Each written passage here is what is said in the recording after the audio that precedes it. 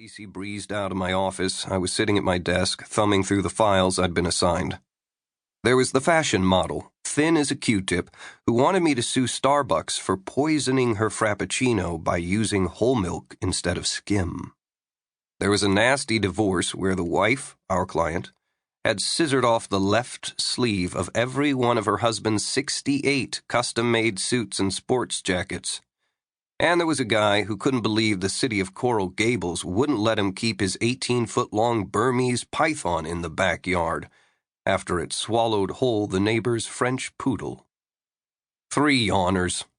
Boring was not a boring enough word to convey my lack of emotional involvement in my cases. So what did I want? What would rev my motor?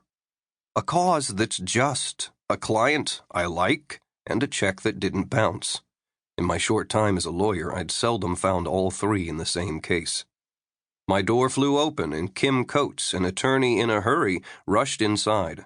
She shot an unappreciative gaze at my Roadrunner and Wile E. Coyote posters, which along with photos of sharks and sports memorabilia completed my interior decorating. "Lunch?"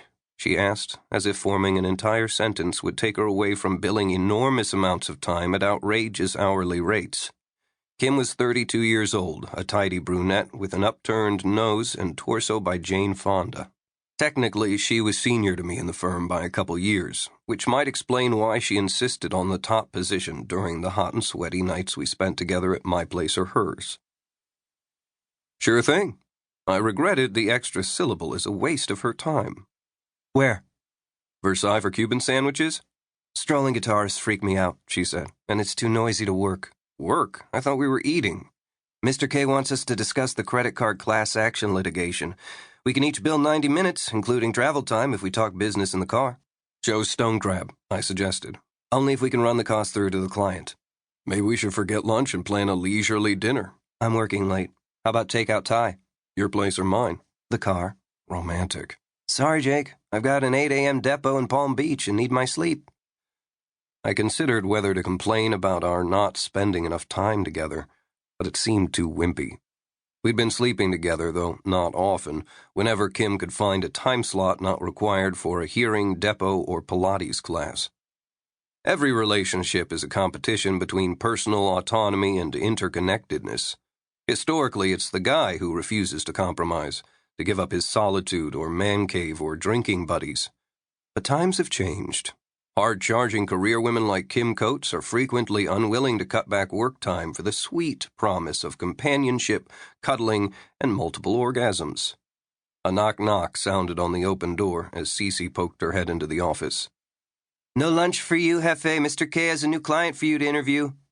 "As long as it's not another divorce." "Even worse." "Nothing's worse." "Divorce plus spousal abuse. Wife got the stuffing beat out of her." "Tell me I'm repping her." "No luck, Hefe. You for the puncher." Cece was right. This was worse.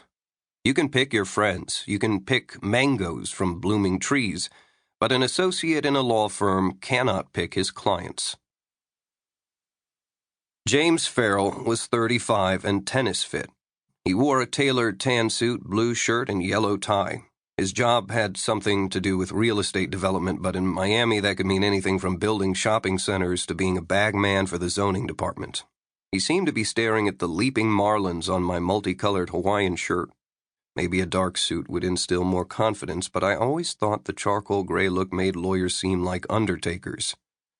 I kept a couple ties and a white shirt hanging behind my office door for trips to the courthouse. Otherwise, I was a habitual offender, daily violating the Krippendorf and Associates dress code, just as I violated the wall decoration decree proclaiming that the art committee must approve everything posted on law firm property. I'd already received a stern memo warning me to take down the bloody photos of sharks feeding as inappropriately suggestive. I didn't nail my law school diploma to Lyle Krippendorf's textured walls.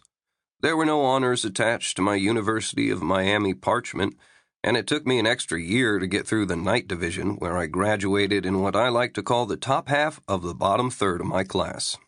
The diploma covers a crack in the plaster above a toilet at home and forces me to contemplate the divide between law and justice several times each day.